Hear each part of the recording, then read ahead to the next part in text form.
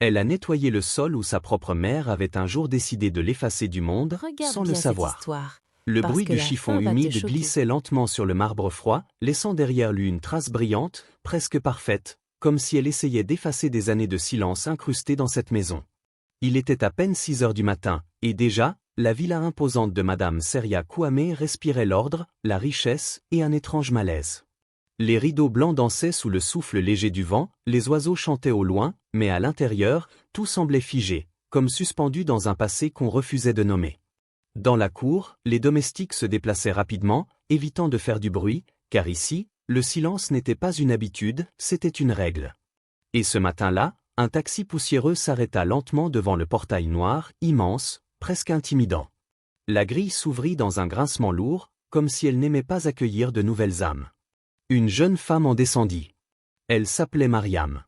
Elle portait une petite valise usée, un foulard soigneusement noué sur la tête et des sandales fatiguées par des kilomètres de route. Ses yeux, eux, racontaient autre chose, une force, une histoire, et une douleur silencieuse qu'elle avait appris à cacher. Elle venait d'un village éloigné, au bord d'un fleuve capricieux, où les nuits étaient bercées par les grenouilles et les journées rythmées par le travail des champs.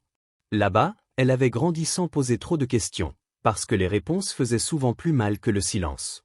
C'était le vieux pasteur Élisée qui l'avait envoyé ici, avec une simple lettre pliée en 4. Cette fille est digne de confiance. Donnez-lui une chance. Rien de plus. Rien de moins. Quand la gouvernante, Tatane Goran, ouvrit la lettre, elle leva les yeux vers Mariam sans sourire. Ici, on ne parle pas beaucoup. On travaille. Tu comprends? Mariam hocha doucement la tête. Elle comprenait déjà. Elle avait toujours compris sans qu'on lui explique. À l'intérieur de la maison, tout brillait trop. Les lustres, les meubles, les cadres, mais rien ne réchauffait le cœur.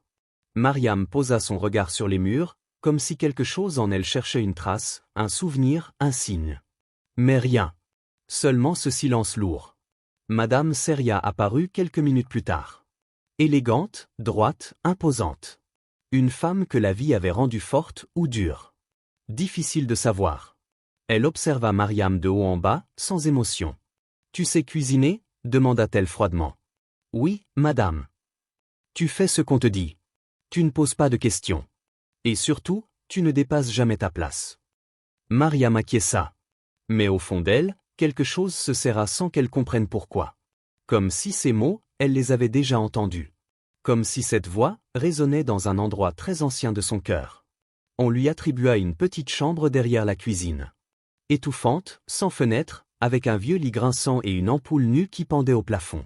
Elle posa ses affaires avec soin, puis sortit un petit tissu noué qu'elle gardait toujours avec elle. À l'intérieur, un bracelet en perles rouges et noires. Usé. Ancien. Mystérieux. La femme qui l'avait élevé, maman Djenba, lui avait dit un jour, on t'a trouvé avec ça. Ne le perds jamais. C'est tout ce qui te relie à ton histoire. Mariam ne savait pas d'où elle venait. Ni qui elle était vraiment. Elle avait appris à vivre avec ce vide, mais ce vide, parfois, devenait lourd. Très lourd. Les jours passèrent. Mariam travaillait sans relâche. Elle était discrète, rapide, presque invisible. Mais il y avait quelque chose chez elle, quelque chose que même les autres domestiques n'arrivaient pas à expliquer. Une présence. Une profondeur. Comme si elle portait un secret plus grand qu'elle. Madame Seria, elle, commença à la remarquer. Au début, c'était rien. Un détail. Une façon de marcher. Un regard trop calme. Puis, peu à peu, un trouble. Une gêne. Une impression étrange qu'elle ne parvenait pas à chasser. Un soir, alors que Mariam servait le dîner, leurs mains se frôlèrent accidentellement. Et pendant une fraction de seconde, le temps s'arrêta. Madame Seria retira sa main brusquement, comme brûlée. Son cœur battait plus vite. Pourquoi? Elle ne savait pas. Elle ne voulait pas savoir. De son côté, Mariam resta figée. Un frisson avait traversé tout son corps. Une sensation inconnue, mais familière. Comme un souvenir sans image. Cette nuit-là, elle rêva d'eau. D'un fleuve sombre. D'un panier flottant doucement, et de mains tremblantes qui le laissaient partir. Elle se réveilla en sursaut, le souffle court, les yeux remplis de larmes qu'elle ne comprenait pas. Les jours suivants, les choses devinrent plus étranges. Mariam avait l'impression que la maison la reconnaissait. Certains endroits lui semblaient familiers sans raison. Un couloir. Une odeur. Un rayon de lumière à une heure précise. Même le vieux manguier dans la cour lui donnait une sensation inexplicable. Comme si elle y avait déjà été, autrefois. Mais comment? C'était impossible. Elle n'avait jamais mis les pieds ici avant. Un après-midi, en nettoyant un vieux meuble dans le salon privé, un endroit rarement ouvert, elle trouva une photo cachée derrière des papiers anciens. Elle hésita, puis la regarda. Une femme plus jeune. Magnifique. Assise. Le regard perdu. Et son ventre, rond. Enceinte. Mariam sentit son cœur s'accélérer. Cette femme, c'était Madame Seria. Elle referma immédiatement le tiroir, troublée. Très troublée. Quelque chose en elle venait de s'éveiller. Quelque chose de profond. De dangereux. Ce soir-là, en rangeant la cuisine, Tatane Goran la fixa longuement avant de murmurer. Certaines vérités dorment longtemps, mais elles finissent toujours par se réveiller. Mariam ne répondit pas. Mais au fond d'elle, elle sentit que sa vie venait de basculer. La suite est encore et qu'elle plus n'était choquante. peut-être pas entrée dans cette Abonne-toi pour maison ne par rien hasard, rater et mais pour n'oublie une pas de raison donner que ton même le avis destin et de n'avait liker pas et encore fini de partager à d'autres révéler, personnes. et ce qu'elle allait découvrir allait détruire tout ce qu'elle croyait être vrai. Le malaise ne s'est pas installé d'un coup, il s'est infiltré lentement, comme une ombre qui grandit sans bruit jusqu'à engloutir toute la lumière. Dès le lendemain de cette découverte dans le tiroir, Mariam n'était plus la même. Ses gestes restaient précis, son silence intact. Mais quelque chose en elle s'était ouvert, une fissure invisible qui laissait passer des questions qu'elle n'arrivait plus à repousser. Chaque fois qu'elle croisait Madame Seria, son cœur réagissait avant même qu'elle ne comprenne pourquoi. Un battement plus fort. Une tension. Une chaleur étrange dans la poitrine. Et pire encore, cette sensation insupportable de proximité. Comme si elles étaient liées. Comme si leurs âmes se connaissaient déjà. Madame Seria, de son côté, devenait de plus en plus irritable. Elle supportait de moins en moins la présence de Mariam sans pouvoir expliquer pourquoi. Parfois, elle la fixait sans raison, comme si elle cherchait quelque chose dans son visage, un détail, une preuve. Puis elle détournait brusquement les yeux, presque agacée contre elle-même. « Cette fille me dérange », murmura-t-elle un soir à Tatane Goran. « Elle ne fait rien de mal, mais elle est trop calme. Trop présente. » Tatane Goran ne répondit pas tout de suite. Elle baissa simplement les yeux, comme quelqu'un qui porte un secret trop lourd pour être dit. Car elle, contrairement aux autres, observait tout. Et ce qu'elle voyait commençait à lui faire peur. Les jours passaient, mais les signes s'accumulaient. Un matin, alors que Mariam préparait du thé, elle utilisa instinctivement une combinaison d'herbes que seule Madame Seria connaissait. Quand celle-ci goûta la boisson, elle se figea. « Qui t'a appris ça ?» demanda-t-elle brusquement. Mariam sursauta. « Personne, madame, j'ai juste essayé. » Un silence lourd s'installa. Ce mélange, c'était celui que sa propre mère lui avait transmis. Une recette familiale. Personne d'autre ne la connaissait. Personne, sauf... Elle repoussa immédiatement cette pensée. Impossible. Complètement impossible. Mais le doute, lui, s'était déjà installé. Et il refusait de partir. Cette nuit-là, Madame Seria ne dormit pas. Elle se leva, ouvrit une vieille armoire qu'elle n'avait pas touchée depuis des années, et sortit une boîte en bois sombre. Ses mains tremblaient légèrement. À l'intérieur, des souvenirs. Un bonnet de bébé. Un morceau de tissu rouge. Et un bracelet, presque identique à celui que Mariam cachait dans sa chambre. Elle referma violemment la boîte, le souffle court. « Non » murmura-t-elle. « Ce n'est pas possible » Mais au fond d'elle, elle savait que quelque chose n'était pas normal. Pendant ce temps, Mariam, allongée dans sa petite chambre étouffante, fixait le plafond sans dormir. Elle tenait son bracelet entre ses doigts, le serrant comme si sa vie en dépendait. Les rêves continuaient. Toujours les mêmes. L'eau. Le panier. Les mains. Mais cette fois, il y avait un visage. Flou. Féminin. Qui pleurait. Le lendemain, un événement inattendu vint encore troubler l'équilibre fragile de la maison. Une femme élégante arriva sans prévenir. Grande, imposante, avec un regard perçant qui semblait lire à travers les âmes. Elle s'appelait Adjoua. Une vieille amie de Madame Seria, mais aussi quelqu'un qui connaissait son passé mieux que personne. Dès que son regard croisa celui de Mariam, le temps sembla ralentir. Elle ne parla pas tout de suite. Elle s'approcha lentement, comme attirée. « Comment tu t'appelles » demanda-t-elle doucement. « Mariam, madame. » Un silence. Puis Adjoua plissa légèrement les yeux. « Tu viens d'où » ? « D'un village près du fleuve. » Cette réponse, fit naître une tension immédiate dans l'air. Adjoa tourna lentement la tête vers Madame Seria. Leurs regards se croisèrent. Et dans ce simple échange silencieux, tout fut dit. Une inquiétude. Une peur. Un souvenir qu'on croyait enterré. Tu devrais faire attention, murmura Adjoa plus tard, à l'écart. Certaines choses qu'on enterre ne meurent jamais. Elles attendent. Madame Seria serra les dents. C'est du passé. Le passé ne reste jamais à sa place, surtout quand il a un cœur qui bat encore. Pendant ce temps, Mariam, de l'autre côté de la pièce, sentait que quelque chose lui échappait. Les regards. Les silences. Les murmures. Tout devenait étrange. Comme si tout le monde savait quelque chose, sauf elle. Cette nuit-là, elle décida d'écrire. Pas une lettre à envoyer, mais une lettre pour comprendre. Qui suis-je vraiment? Pourquoi ai-je l'impression d'être déjà venu ici? Pourquoi cette femme me regarde comme si elle me connaissait? Les mots tremblaient sous sa main. Elle n'avait jamais ressenti ça auparavant. Jamais. Le lendemain, envoyée au marché, elle fit une découverte qui allait tout bouleverser.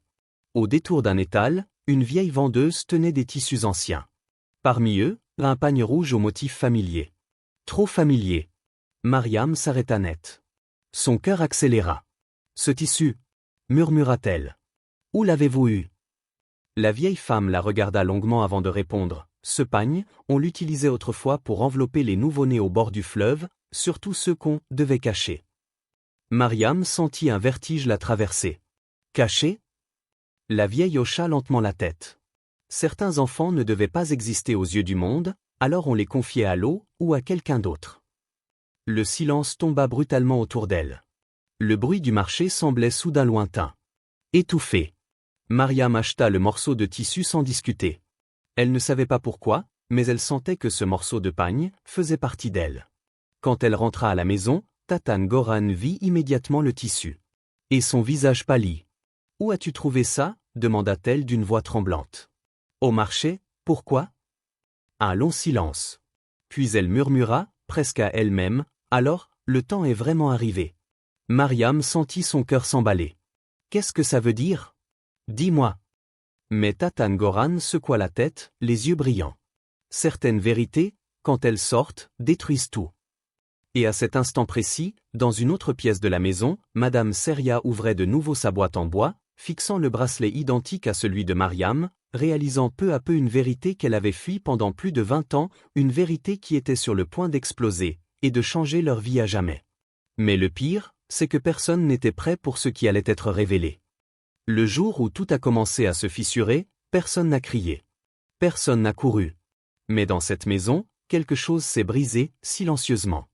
Depuis l'arrivée d'Adjoa et la découverte du pagne, plus rien n'était normal. Les regards étaient lourds. Les silences oppressants. Et Mariam sentait qu'elle était au centre de quelque chose qu'elle ne comprenait pas encore, mais qui la concernait entièrement. Ce matin-là, Tatan Goran la convoqua dans la buanderie, loin des oreilles indiscrètes. La vieille femme avait les mains tremblantes, les yeux fatigués, comme quelqu'un qui avait trop gardé un secret. « Ce que je vais te dire, tu ne dois pas le répéter tout de suite, » murmura-t-elle. Mariam sentit son cœur cogner contre sa poitrine. « Dis-moi, s'il te plaît. » Tatan Goran inspira profondément. « Le jour où tu es arrivé ici, je t'ai reconnu. Pas avec certitude, mais avec le cœur. » Mariam resta figée. « Reconnu? Comment ça? » Un silence. Puis lentement, la vérité commença à glisser, comme un poison.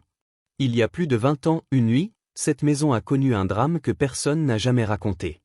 Madame Seria a eu un enfant. Une petite fille. Le souffle de Mariam se coupa. Mais cet enfant a disparu. Officiellement, on disait qu'il était mort. Mais moi, j'étais là. Je sais que ce n'est pas vrai. Le monde sembla basculer. Qu'est-ce que tu veux dire? La voix de Mariam tremblait maintenant. Cet enfant, on l'a confié à quelqu'un. En secret.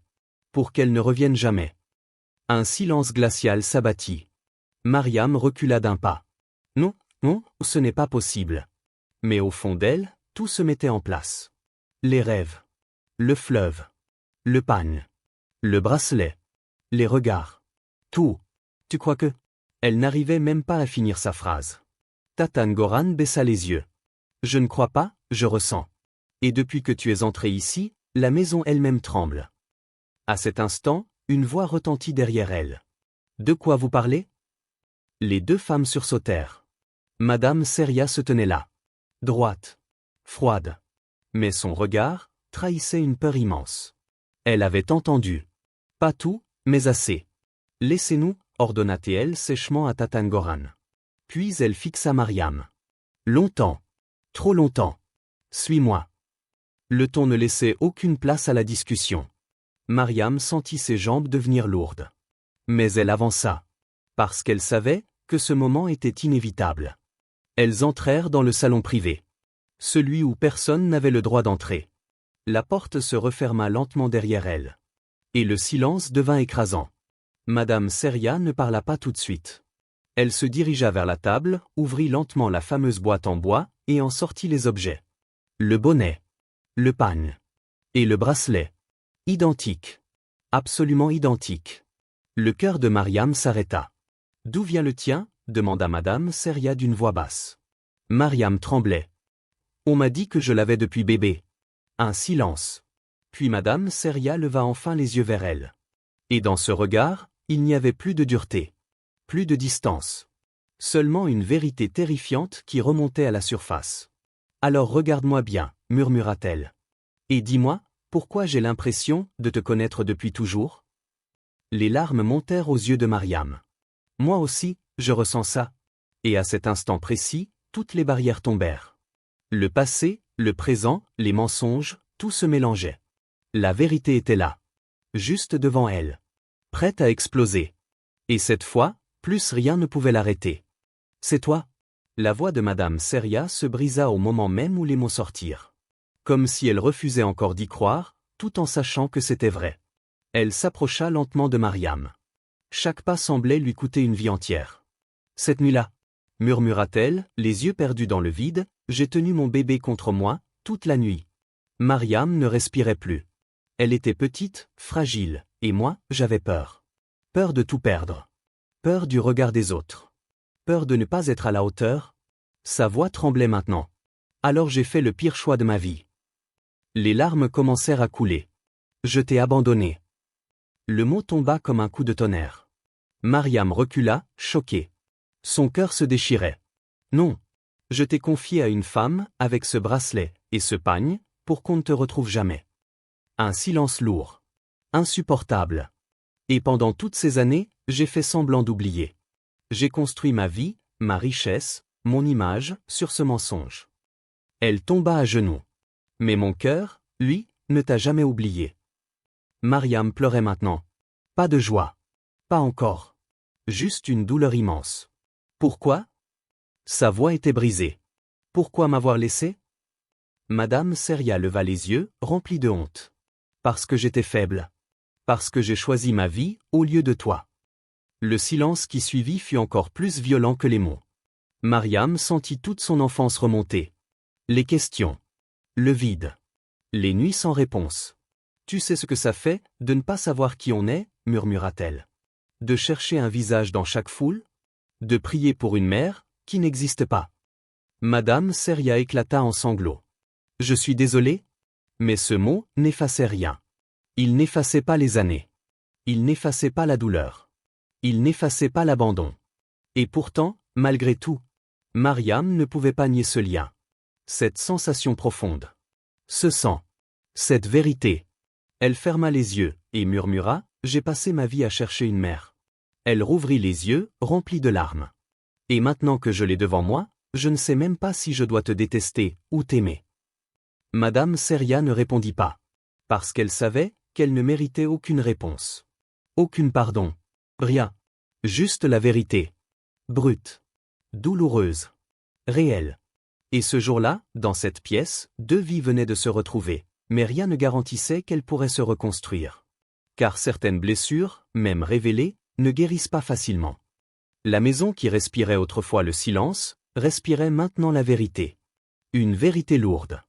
Difficile. Mais vivante. Les jours qui suivirent furent étranges. Calmes, mais chargés. Mariam ne portait plus le même regard. Elle ne marchait plus de la même manière. Elle n'était plus simplement une domestique. Mais elle n'était pas encore une fille. Elle était entre deux mondes. Entre deux identités. Entre deux douleurs. Madame Seria, elle, avait changé. Radicalement. La femme froide, distante, avait disparu. À sa place, une mère brisée. Qui essayait, maladroitement, de réparer l'irréparable. Elle ne donnait plus d'ordre. Elle observait. Elle attendait. Un regard. Un mot. Un signe. Mais Mariam gardait ses distances. Pas par haine, mais par besoin. Besoin de comprendre. De digérer. De respirer. Un soir, sous le vieux manguier, elles se retrouvèrent face à face. Sans témoin. Sans masque. « Tu comptes partir ?» demanda doucement Madame Seria. Mariam resta silencieuse un moment.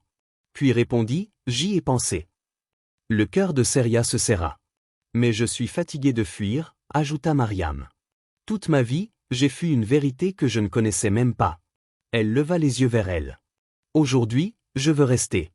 Mais pas comme avant. » Un silence. « Je ne serai plus jamais ta domestique. » Madame Seria hocha doucement la tête, les larmes aux yeux.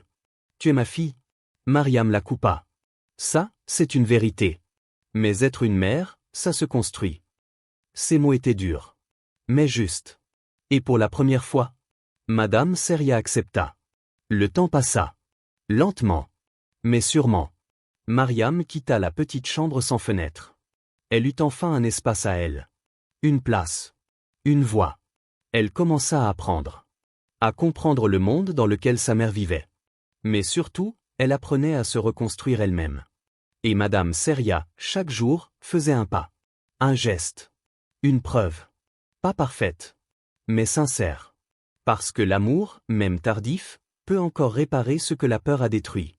Et dans cette maison, autrefois remplie de silence, on entendait désormais quelque chose de nouveau. Des discussions. Des rires timides. Des moments fragiles, mais vrais. Car parfois, la vie ne donne pas une seconde chance parfaite. Mais elle donne une chance de faire mieux. De faire autrement. Et si cette histoire t'a touché, si tu crois que le destin peut réparer les erreurs du passé, alors n'oublie pas de t'abonner et de liker cette vidéo. Parce que certaines histoires ne sont pas juste racontées, elles sont ressenties. Et celle-ci pourrait bien te rappeler que la vérité finit toujours par revenir, peu importe le temps, peu importe la douleur.